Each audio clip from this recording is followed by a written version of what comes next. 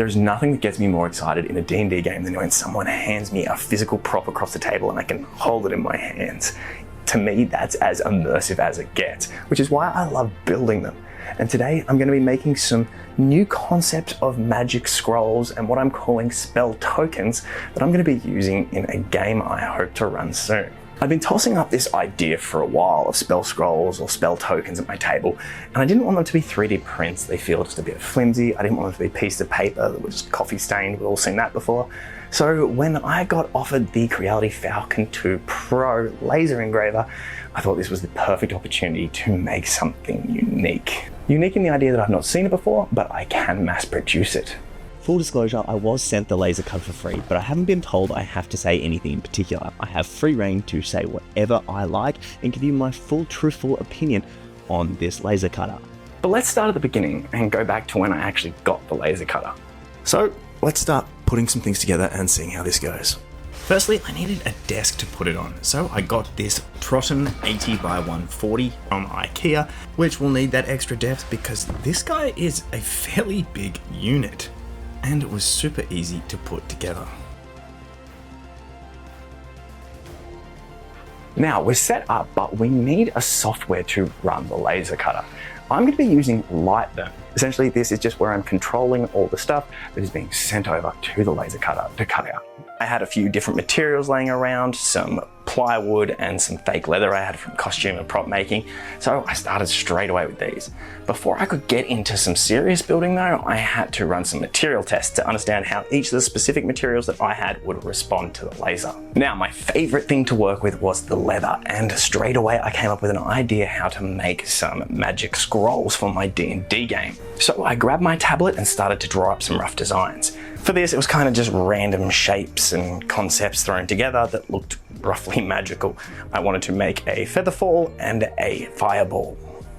Once I had them drawn up, I carved it out on the laser engraver and I was left with this beauty. Now, I think that looks awesome and would be kind of just sick as it is to hand over on the table as a prop, but we can do a little bit better.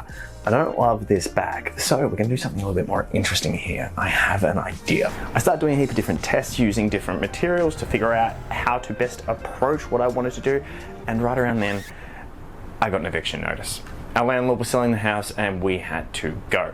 So everything went on hold for a while.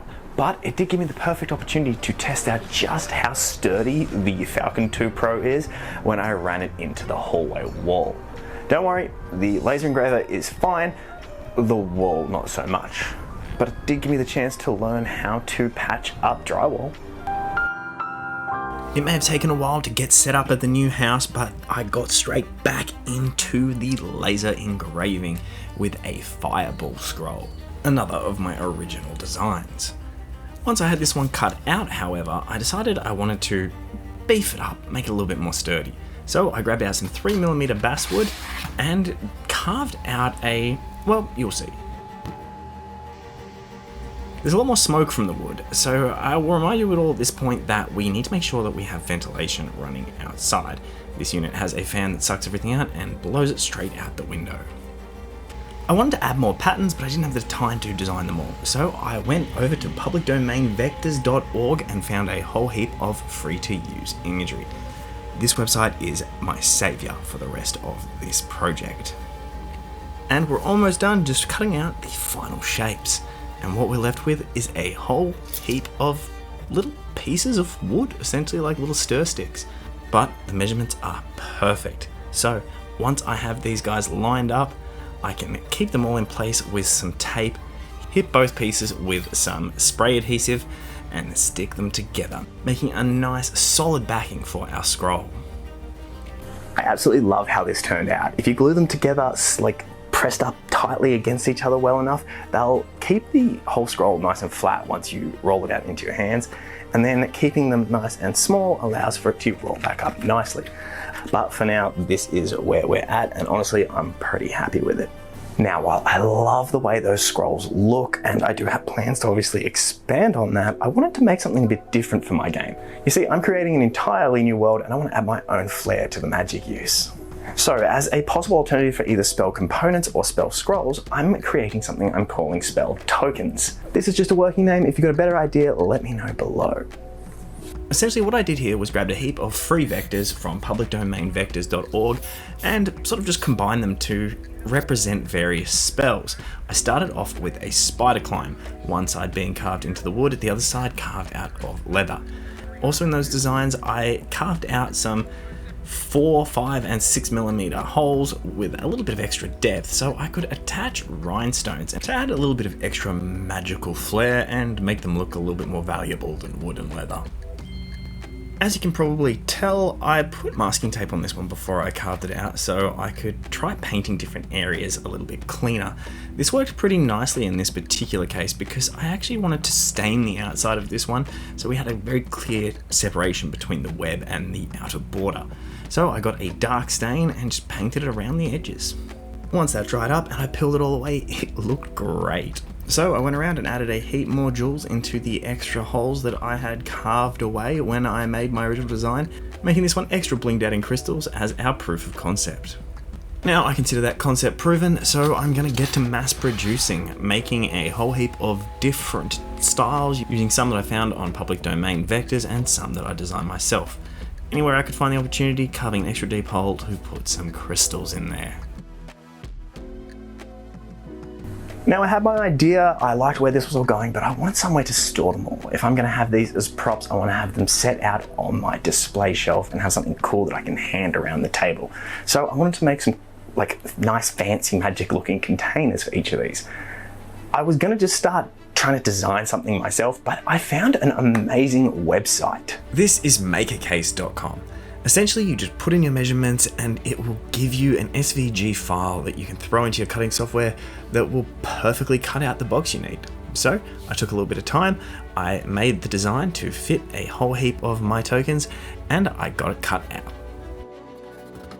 Getting to put these together was a lot of fun. It was a super simple project because everything just slotted in nicely. Essentially just throw in a little bit of glue and put it together. And assuming that I'd done all my measurements correctly, these boxes would slot together perfectly. Man, that is satisfying.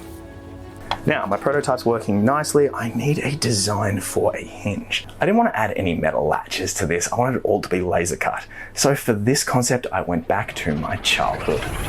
Wave, Seb. This was me, and this was my pop. He was one of my first inspirations as a maker. To me, he was always the kind of man that could fix or make anything. And as far as I was concerned, he did.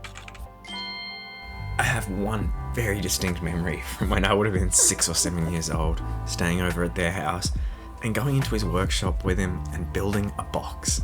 In fact, I still have it. I've had this thing sitting on my shelf full of some of my childhood memories and collectibles for about 30 years. The workmanship is rough. The paint job, shoddy at best. But what we're here for today is this hinge. I can actually really remember the feeling when I made this because Pop made me feel like I'd come up with this really ingenious idea for a hinge. Honestly, he probably spoon-fed me the idea or even just straight up told me and then encouraged me when I thought it up myself. And whatever that truth is, it doesn't really matter because this is going to be the inspiration for today's hinge. Only instead of using rubber, we're going to be using that same leather we've been using earlier. It worked perfectly, giving us a nice little hinge system just with some scraps of leather. Sometimes it's the simplest ideas that do the trick. Thanks, Pop. Now the proof of concept works, so it's time to add some more flair for our full build. And for this, I'm going to publicdomainvectors.org. I've mentioned them already. They are a website full of free vectors. There's thousands of them. They're all public domain, so you can use them for free. You can even sell the products with those images on there because they are free for public use. This is perfect for me because while I can technically go about the time designing something fresh every time, I just want to pump some stuff out. So I've got a whole heap of free options here, and this is even more handy for those of you that don't have the means, talent, or time to design something yourself from scratch. So I found a heap of cool looking designs, laid them out over top of our model and cut it out. Once we had everything carved and cut, it was just time to glue everything together. And this was even more fun the second time because it looks great with those designs. So for this main build, I want that inside to feel a bit more premium. So I'm grabbing out some shiny blue felt and I'm gonna try my hand at felting. I have no idea what I'm doing, I'm just sort of making this up as I go. I probably should have done some research on how to actually do this properly, but I'm just kind of cutting it into the rough size that I want, and then I'm just gonna glue everything in place. Because I'm not going to cover everything, I'm going to spray this with a metallic blue so we have a nice matching colour palette. And it looks like Theo's gotten curious. Or he just wants some scratches. So once again, I will reiterate, I have no idea what I'm doing. I'm using some cheap tacky glue and just sticking this down in place. And honestly, it works pretty well. I'm just trimming away any excess and everything fit together nicely in the end. Is it perfect? No. But it looks nice and it works exactly how I wanted it to. And now, once again, because of that precision, it fits in place beautifully. And a quick test to make sure the lid fits. Fantastic. All it needs now is a hinge. But first, there was another box I'll show you real quick. This one has a specific design in mind that you'll see later on. But for now, we're going to stain everything up and give it the night to dry. While it is drying, I am going to cut out a couple of these Celtic knot designs that I found over on publicdomainvectors.com, and these are going to be our hinges. So, with a little bit of spray glue and some patience, we have a working hinge. And I threw a few of those crystals on there too. Then I designed these little pieces just to help hold it in place and stop the lid from sliding from side to side when it's closed, and at this point I realized the top needed something extra. So I designed this piece with a warning for my players and glued it in place. I'll cover the multicolour stain in a future episode. Essentially it's food colouring and borax, but I've gone extra with these tokens and designed a whole new range, so there's going to be more episodes to this. Now back to the build. We need a latch. Essentially I made a very basic shape, cut it out of leather and glued it onto our original prototype. This is the best part about having a rough build that isn't my main piece. When I want to make changes later, I can test my theories here and not ruin my main build. Honestly, I can't believe how well that turned out, so now I repeat the process on our main build, but just with a much nicer design. Once again, essentially kit bashing some designs from those public domain vectors. And it works beautifully and looks really nice. And with that, I have a massive collection of spell tokens and spell scrolls. I'm gonna do a whole lot more of these wooden back scrolls, but with different style designs. And I kind of want to cut into them and add resin and just take this to a whole nother level. Then I also kind of expanded on the tokens. I've got a whole other set of these coming, as well as a smaller set that I'm going to use for gemstones and other treasures for my games.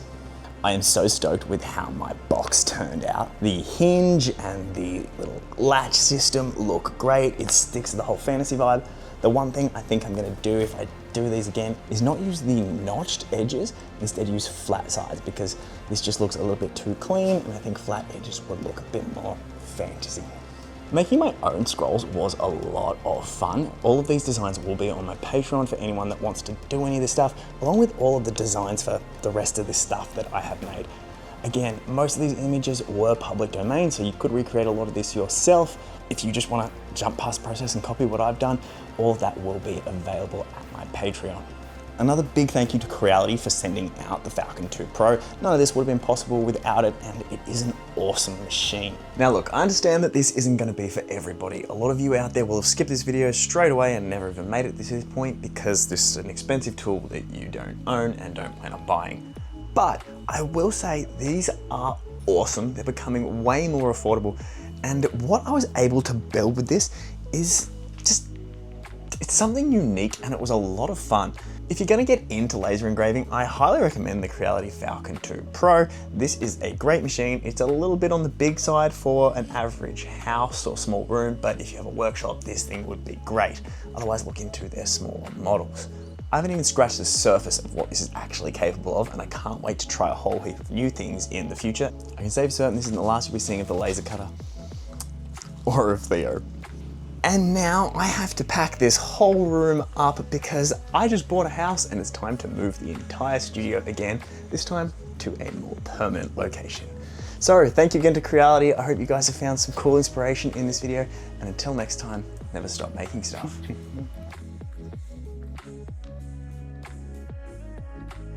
And here's the follow-up video if I've made it yet, otherwise here's something YouTube thinks you'll like.